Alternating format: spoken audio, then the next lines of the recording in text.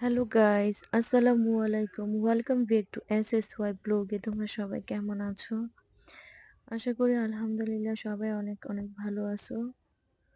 আমরাও তোমাদের দোয়ায় আল্লাহ আমাদের যেভাবে রাখছে আলহামদুলিল্লাহ অনেক ভালো রাখছে। তো আজকে তোমাদের জন্য আরেকটা নতুন ব্লগ নিয়ে আসলাম। আমি আজকে কয়েকদিন ধরে রান্না বান্না ভিডিও দিই না, ভালো লাগে না, মন খারাপ থাকে। এই জন্য আমার রান্নার ভিডিওগুলো দিতেও ভালো লাগে না, যে ভিডিও শুট করতেও ভালো লাগে না।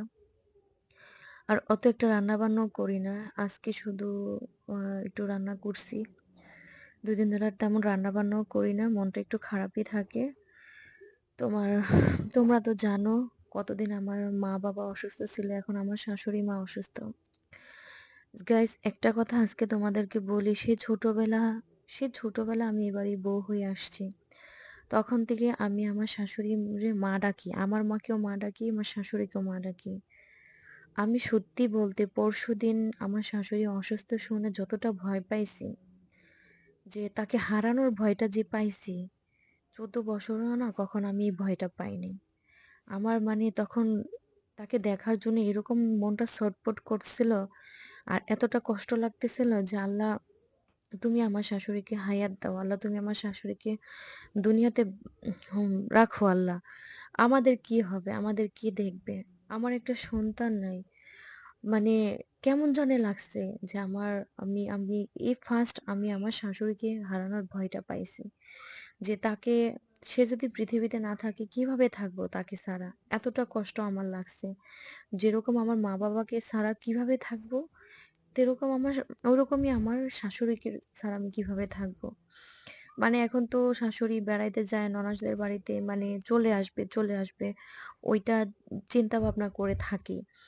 আর যখন শাশুড়ি পৃথিবীতেই না থাকবে তখন কিভাবে থাকবো তাকে ছাড়া? আর সবথেকে বড় সত্যি কথা হলো কি জানো গাইস?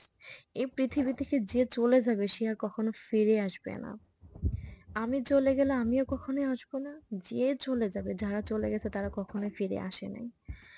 আর আমার শাশুড়ি আমার শাশুড়ি মানে সেদিন আমার হাতটা ধরে বলছে যে আমি তার ছেলেকে তাড়াতাড়ি বাংলাদেশে আসতে বলতাম, তাইলে সে বাড়িতে আসবো। মানে তার জন্য নাকি সে আসে না। সে যেন বাড়িতে এসে তাকে দেখে। মানে একটা মা তার সন্তানকে দেখার জন্য কতটা সেন্স কিন্তু মাথারও তো নাই। তারপরেও কিন্তু তার সন্তানের জন্য তার কতটা মায়া। সে তাকে দেখার জন্য পাগল হয়ে আছে। আমি সেদিন এই কথাটা আমি বুঝতে পারছি যে আমি যেমন আমার সন্তানের জন্য আমি সারাটাক্ষণ চোখের পানি ফেলি। যখনই আমি আমার সন্তানের কথা মনে পড়ে, তখনই কিন্তু আমি অনেক কান্না করি। আমার অনেক কষ্ট লাগে। আমার কষ্টগুলো আমি কাউকে বুঝাইতে পারবো না। আমার বুকটা ফেটে কান্না আসে। এতটা কষ্ট আমি পাই। তো ওরকমই তো আমার শাশুড়ি তো অনেক কষ্ট পাইতেছে তার সন্তানের জন্য, তার ছেলের জন্য। তাকে দেখে না। কতটা বছর হইছে তাকে দেখে না। তাকে একটু আদর করতে পারে না। তাকে একটু কাছে বসাইতে পারে না। তো আমার সেদিন আমার শাশুড়ি অসুস্থ হওয়ার পরে একটা কথাই বারবার মনে পড়ছে যে আল্লাহ তুমি তাকে বাঁচায়া রাখো, আল্লাহ তুমি তাকে সুস্থ করে দাও আল্লাহ, যাতে তার ছেলেও তাকে দেখতে পারে, সেও তার ছেলেকে দেখতে পারে। বাস আল্লাহ তুমি তাকে বাঁচায়া রাখো, যে পৃথিবী থেকে চলে গেলে আর পৃথিবীতে ফিরে আসবে না।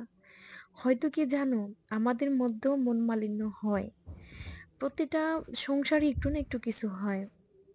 আমার আমার সাথে বাবা মার হয় না, তো সেও তো আমার মাই। আমার শ্বশুরকে আমি আমার শ্বশুরকে আমি আইসা দেখছি আমার বিয়ের পরে। আমার শ্বশুর মারা গেছে কয়েকটা দিন পরে। তো সেও তো আমার মা।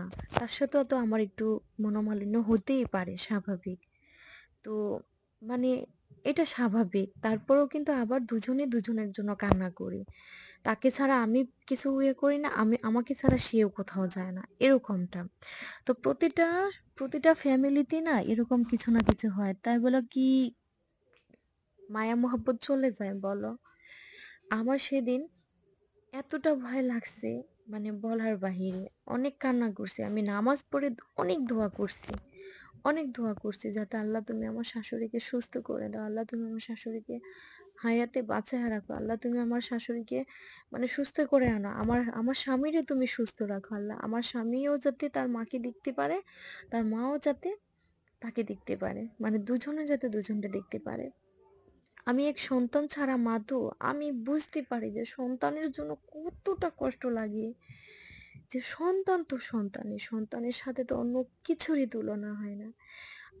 আমার সন্তান, আমার সন্তান আমাকে বকা দিবে, গালি দিবে, আমার সাথে নোকঝোক করবে, আমার সাথে সবকিছুই করবে। তারপরে তো আমার সন্তান বলো। মানে এই কষ্টটা না, আমি জানি না আল্লাহ পাক রাব্বুল আলামিন আমাকে কবে একটা সন্তান দিবে, কবে আমার এই মনের কষ্টটা আল্লাহ দূর করবে। যে আমার মনের মধ্যে যে একটা কষ্ট আছে, এই কষ্টটা আল্লাহ কবে আমার মন থেকে সরাইবে। আর ইনশাল্লাহ আল্লাহর কাছে কোনো কিছুরই অভাব নাই। একদিন আল্লাহ চাইলে সব আশাই পূর্ণ করবে। তো তোমরা যারা যারা আমার ভিডিওগুলা দেখো সবাই আমাকে সাপোর্ট কইরো, আমার ভিডিওগুলা দেখো।